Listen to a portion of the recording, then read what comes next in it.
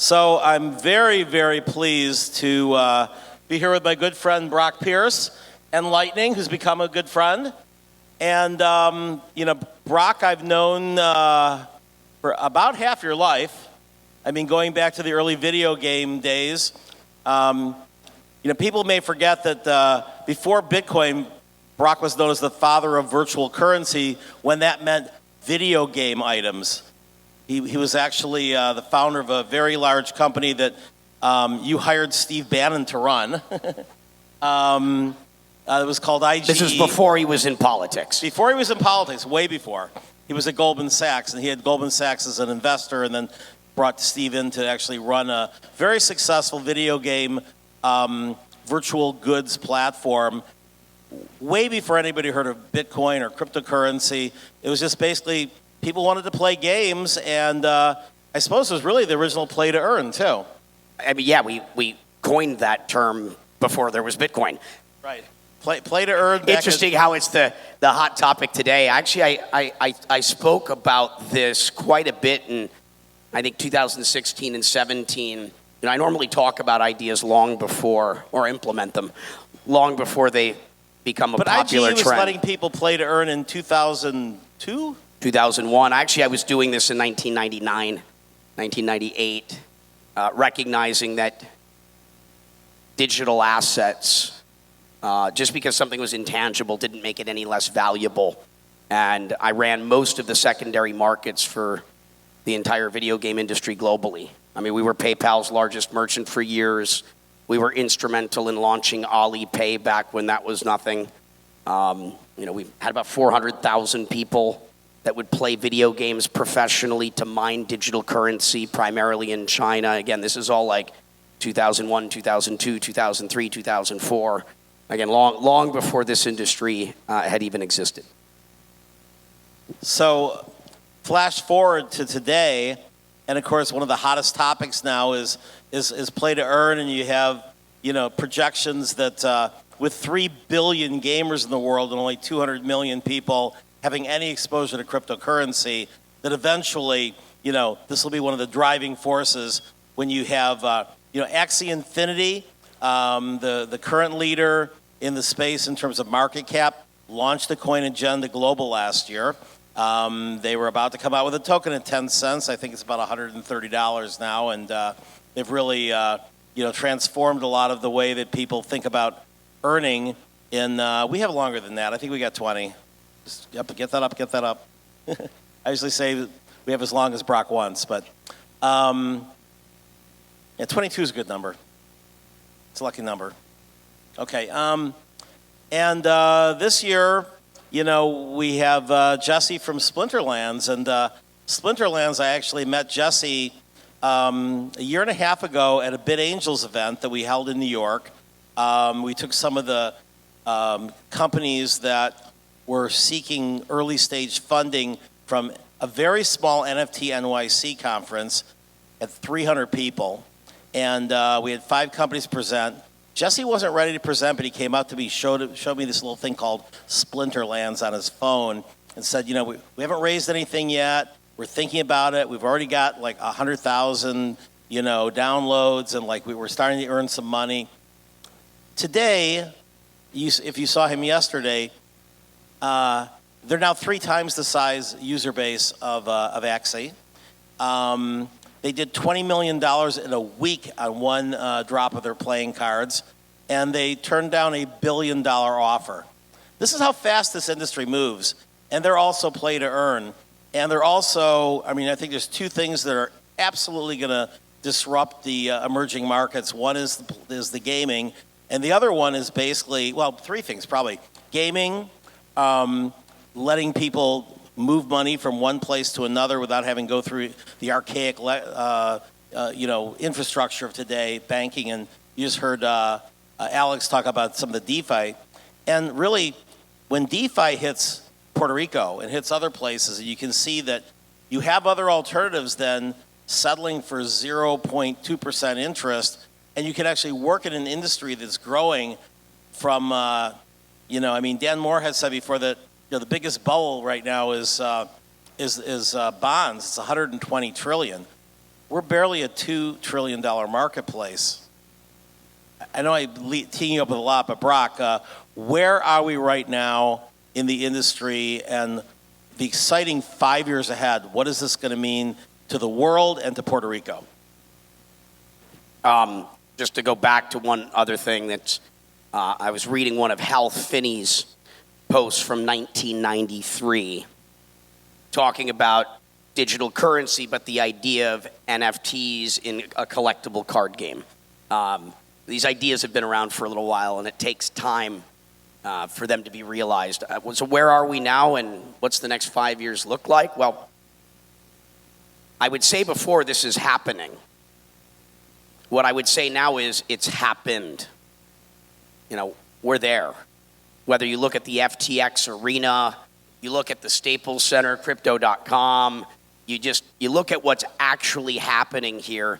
These are not just ideas anymore. We're seeing multiple trend lines accelerating in a very, very real way, whether it be the gaming market and play to earn, whether it be the NFT market and what we're seeing with art, but eventually everything becomes an NFT, as I think we know. What we're seeing in DeFi, I mean, the numbers are real. You know, call it $100 billion of money that is leaving the traditional banking system where you're getting negative interest or, you know, sub 1% yield. I mean, this stuff could easily go from 100 billion to a trillion. You know, incredibly excited. And again, our imagination is really the only limitation. As I like to remind people, technology is amoral. It's just a tool. How we use it will determine the impact it has, which is why it's so important we're all involved. You know, if we want to build a better world, we got to build. and it requires, you know, being responsible and to be good stewards, understanding that our work and the things that we do today isn't just going to affect us, but it will affect generations that follow. You know, so it's so important we do our best work. What does this all mean for Puerto Rico? Well, I mean, Puerto Rico feels like the crypto capital of the world, not in terms of the businesses or the jobs yet, but in terms of the brain trust of major players in the industry. There is no concentration like this anywhere in the world that I'm aware of. You know, Dubai's clearly become a pretty hot spot of people kind of passing through. Miami clearly is, you know, done really well in terms of, you know, Mayor Suarez just saying, hey, we're pro-innovation. Miami wants to be part of the 21st century. You know, this is why our elected leaders are so important. It takes a very small signal right now to get our attention. That will change with time, but you know, the data's here. You know, look at what's happening in El Salvador. I mean, the mayor of New York City announced that the new mayor coming into office announced that he's going to take his first 3 paychecks in Bitcoin. You know, other heads of state. I mean, I'm meeting with heads of states on a regular basis right now. We actually have 25 different ambassadors coming to Puerto Rico Sunday, Monday, you know, on an official trip to sit down with me in government here. I don't think Puerto Rico's ever had more than one ambassador here at any point in its probably history. You know, Puerto Rico in a lot of ways is becoming, because of what we're doing here, it's becoming in some ways, you know, the center of the world. And I think that trend is going to continue. And these sorts of things, when you bring intellectual, social, and financial, spiritual capital to a place, these are the things that lead to prosperity. You know, these are the things that lead to a better, brighter future. And for those of you that have moved here and those of you that are moving here, you know, one other reminder, make sure to get out of the community, connect with the local community, you know, understand the culture so that you can integrate into this place with integrity in a way where we can all win together. Bravo. And give back. You know, I love this other term we're starting to use. You know, there's DeFi, but I like this other concept we're starting to see, which is refi or regenerative finance. There's a project that I'm really excited about right now called Diatom. I don't know if any of you are familiar with what Diatom is. but this is the phytoplankton that's in the ocean that is responsible for sequestering half of the world's carbon and creating half the planet's oxygen.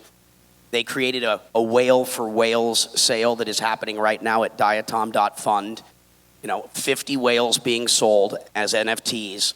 All of the proceeds of the whale sale goes into the Diatom DAO to create an endowment where those proceeds then with DeFi or refi continue to hopefully grow as the Diatom sale itself goes live.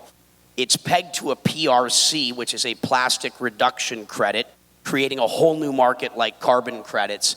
And so this is where you start to see the tools being put together in like a puzzle where the NFTs go into a DAO that creates a refi that then starts to solve the world's largest problems, and this starting with SDG number 14. And so, again, our imagination is the only limitation. There's almost nothing we can't do if we put our minds and hearts to it. And we're also very proud to SDG Exchange is our platinum sponsor here and putting on the Neo Garcia concert tonight.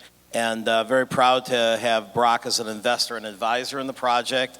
And it's almost fully funded right now by Puerto Ricans. And when I've been with Transform Ventures, when I've been making my major investments, I've been saying, will you move to Puerto Rico? And if I'm writing the biggest check, that's a requirement. And so Jason Cooner was living in Alabama, been working out for 4 years. I brought him down here a few times. He liked what he saw. He understood the economics. I wrote a small check and I said, here's a much bigger check. Here's $1 million if you move down here. He was on the plane. He's down here. He's loving it. And he's the one that was able to network and get Neo Garcia, up and coming, protege of Bad Bunny and Daddy Yankee, to play. It's what's great about this community. I'm going to take 3 quick quotes. 2 by Bill Gates and 1 attributed to Mahatma Gandhi. The Gandhi one, nobody knows who really said it, but it's attributed to him, was about any new technology. First they ignore you, then they laugh at you, then they fight you, and then you win. And clearly, we've been through these first 3 phases. And that's not just in crypto, but it's also just on our voyage of coming to Puerto Rico. I was sort of, I hate using military terms because I know it's sensitive here, but if you're talking about any kind of like buildup of a population, I was the first one to move here in 2016 from the crypto world. So I guess I would have been the paratrooper.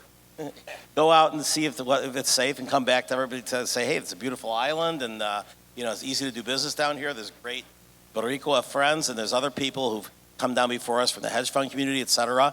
And then Brock was kind of the next wave that came down a little bit more loudly with about 50 of his friends, and I guess that's sort of like the Air Force, portion. I'm using some Success Magazine analogies here, and it was with a little bit of controversy because your original background is acting, so you know how to like tell stories, and some people took it the wrong way. You don't hear that narrative of us being colonizers anymore. It's gone because it was false, and now I'm hearing the narrative of of bring the diaspora back home. And I took a woman on stage yesterday who I'd met earlier in the day who said, I heard about this and I couldn't believe that I could actually come back to Puerto Rico where I left to get a job in 1997, and I can now come back and spend, the latter part of my parents' life here, raise my children here, and have a job here. And the opportunity that this newest wave, call it the infantry, I guess, the number of people coming here were over 600. By the end of the year I came down, there was 3. By the end of the year that Brock came down, there was maybe, by the end of 2018, 100. Now there's like 500, 600, 700 of us, and it's increasing every day. How many of you in the room, by a show of hands, already live in Puerto Rico? Okay. Right. And how many are planning to come live in Puerto Rico? Wow. All right. I think we hit 1,000 by the end of 2022. And, that then becomes, so the second quote I was going to give with the 2 quotes from Bill Gates. One is that most people... Do we have to quote him? Well, he has, I'm going to be, look, Bill Gates has said some great stuff. And whatever you think about any of the stuff related to COVID and everything like that, I want to He couldn't keep viruses off our computers. Okay. All right. Any rate, let's little comedic effect. Any rate, Hang on. the two quotes that I will take as quotes, they just happen to be by Bill Gates. One is that most people overestimate what they can do in a year and underestimate what they can do in a decade. And I think basically we were asked to do too much too soon by some people, right? The minute you land, you're not able to solve every problem. But, none of us have been here for a decade yet. I mean, I'm the one who's been here the longest from the community. It's been 6 years as of January. And so the statistic that David Johnson had quoted the other day was that I think from last year, 5% of the Puerto Rican economy is now coming through Act 60. And I think that's accelerating. I can see it being 10% by the end of 2022. And this is still a small handful of people. It's not being very widely, publicized. Usually when the government goes out and publicizes it, we'll go and talk to Amazon, they'll talk to Wall Street. Other than my conferences, no one's ever talked at a crypto conference about why you should be moving here. And I think that as that word gets out more, I love the fact that, folks like Bloomberg are attending here, and we've spoken with people from like Washington Post, and the narratives all have been about what is this new Puerto Rico miracle of economic innovation? And that's the right story to be telling. And, I think that we have the opportunity to be the Singapore of the Atlantic and the crypto capital. And we're going to be starting a hashtag campaign in Spanish of basically Diaspora Come Home. Well, that's really what this is all about. I mean, that's when that things are just going to completely be Puerto Rico will be a very different place when tens of thousands of Puerto Ricans that left largely due to a lack of opportunity have come home. And I mean, that the trend, you're starting to see it. The word, in the New York cities and in the Floridas, is, hey, there seems to be something happening. Opportunity seems to be, emerging. And that is the thing that will be the real measurement.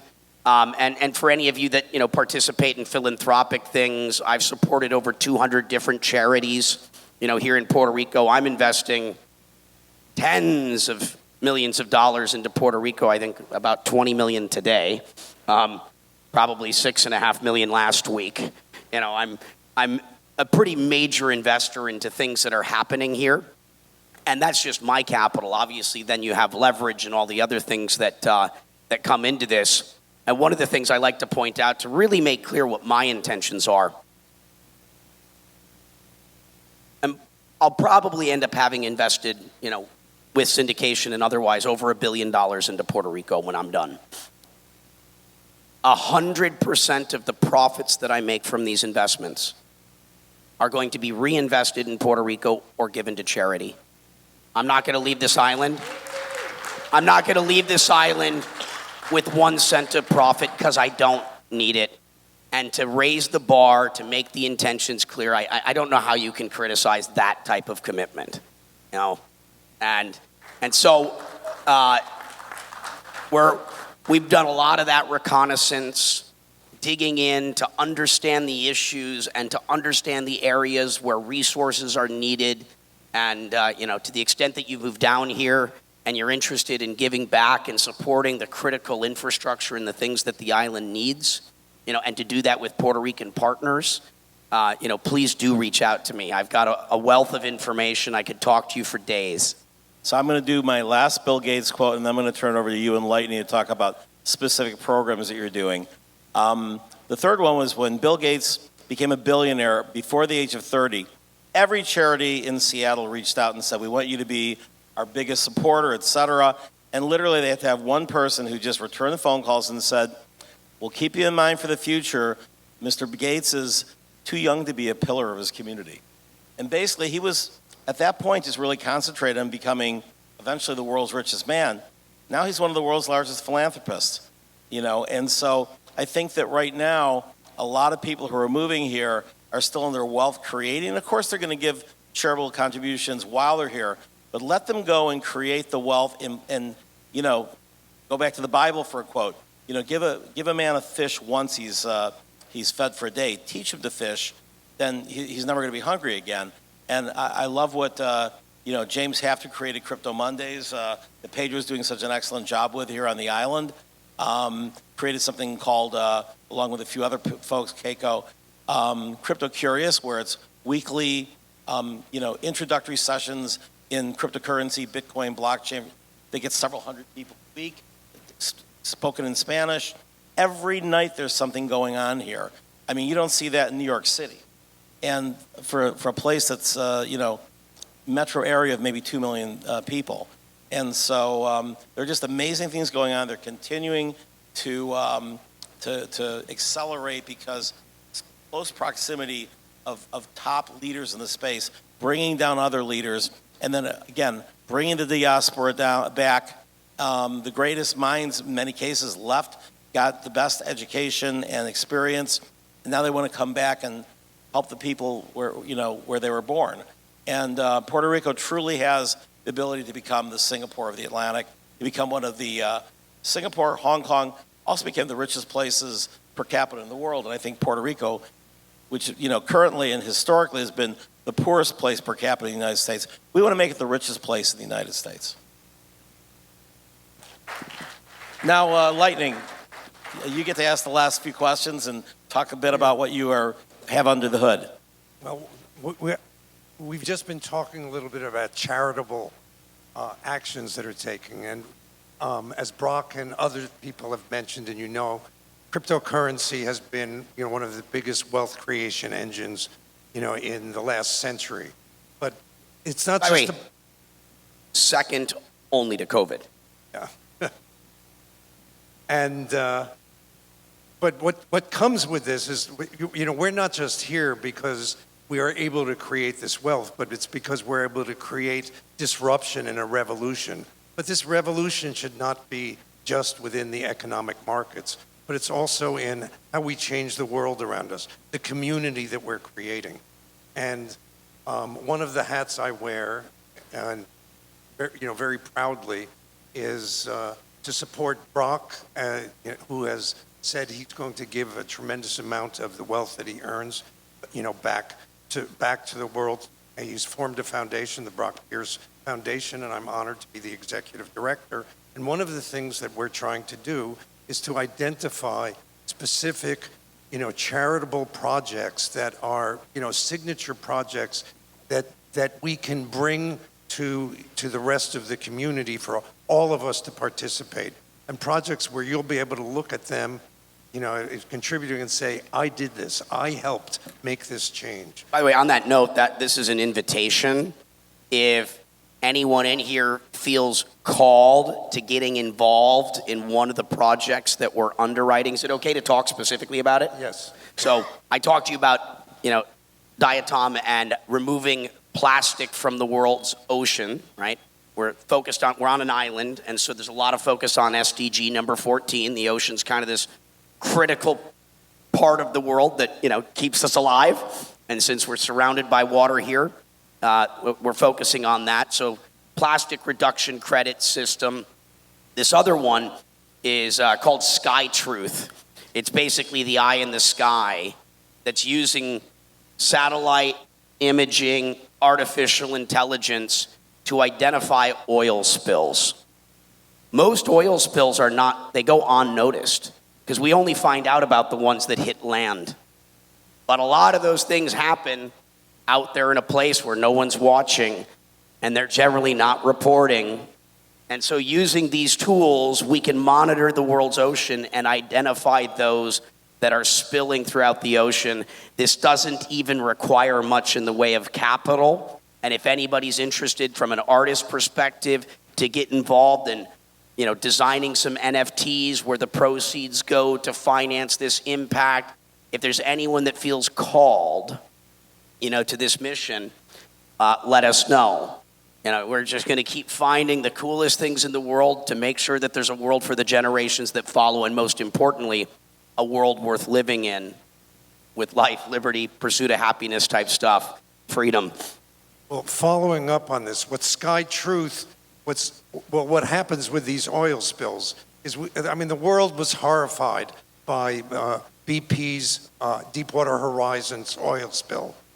Well, the fact is that every 6 months, there is that much oil is spilled, either from bilge dumping or from off-water, deep water rigs that have spills, but no one knows about it. In other words, every year, twice as much oil is released into the ocean as we were horrified about from Deepwater Horizons. And SkyTruth, the people there have just developed an AI. They've been working on it, and it can now recognize these oil spills. And we're starting to develop, it's basically to report these spills and document them to government agencies, to NGOs, to the progressive press who are going to report on them. And we, basically what we're doing is we've committed to raising $2 million for the first year to start this project up. By the way, all it takes is $2 million to turn that on for a year. Not a difficult NFT sale to pull off if the right people come together. Like, the bar to make an impact is lower than almost anyone imagines. Again, our imagination is the only limitation. If you'd like to help with this mission, teamwork makes the dream work. Well, I'm going to ask even more. Not just if you'd like to help. We have 2 volunteer coordinators who I've just appointed, Molly Pops and Dylan Dillon. And so if any of you who want to raise your hands right now, and they will, they can go and talk to you, but we're trying to get this, this project started right now. I just want you to know, there's this other thing, this same group, SkyTruth, has already proven this model with illegal fishing. They've monitored that over the last couple of years, and they've been able to identify ships where they're traveling and illegal fishing. This isn't an idea. It works right now. And we're just helping them expand into new markets. And how do we create awareness around the project? So, definitely, please. Yeah, and it's not just a new market. This time, with the illegal fishing, it needed human intervention. We now have developed the AIs that are going to be able to do this, so it's going to be much quicker and much more automatic. So Dylan and Molly, raise your hands. So if any of you guys can speak to them, or if you want to raise your hands now and have them come over and talk to you, we'd really appreciate you guys being part of this. I guess a potential other, shameless sort of plug. Make sure you know about what's going on with the Aratos party that we're throwing on the 11th. I'm gonna show you some things you probably have never seen before, something that will blow your minds. So definitely try and come out for that. And there's another event happening here on the island. We know that this is running basically through, call it the 12th, but there's another event for anyone that's interested. Miss World is here for the 70th anniversary. And Miss World, some people are like the pageant? It's so much more than that.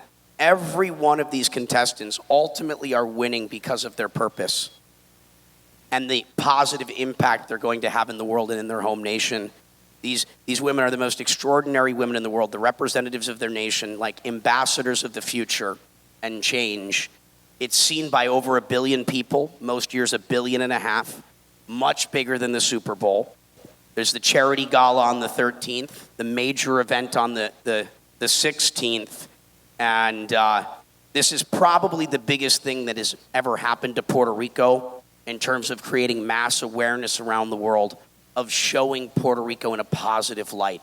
Not the hurricanes, not the earthquakes, not the So for those of us calamity, who want to go to the charity ball and or attend, what URL do they go to? So there's the 13th and the 16th, and then we've got our party on the 11th, and there's all sorts of awesome stuff. And thank you, Michael Turpin, for being patient zero. Coming down here, and to everyone that's moved that is going to make a positive impact on the world around you, and most importantly here in Puerto Rico. Thank you for being here. Thank you for. Thank you, Brock, for really helping always expand the vision, suggesting the very first Puerto Rico Blockchain Week in 2018. This sold out every single hotel on the island, every Airbnb. Of course, that was right after Maria, so there were fewer of them. This time we didn't sell out every hotel room, but we had more people.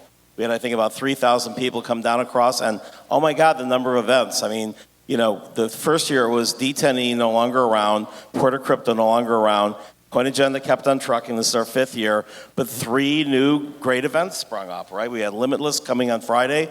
We've got, Keiko with the Puerto Rico Blockchain Trade Association, with Hodl here actually getting, the commissioner of the SEC, the crypto-friendly one, Crypto Mom, to come down in person. And then Metaverso just, blew up and it sold out 700 and something tickets yesterday. And then parties every night till 2, 3 a.m. in multiple locations. So I don't even think we have a final count on how many side events there were, but it's probably closing in on 50. I mean, I'm going to multiple events a day. I'm hosting usually multiple events a day, and I don't even understand half of what's going on.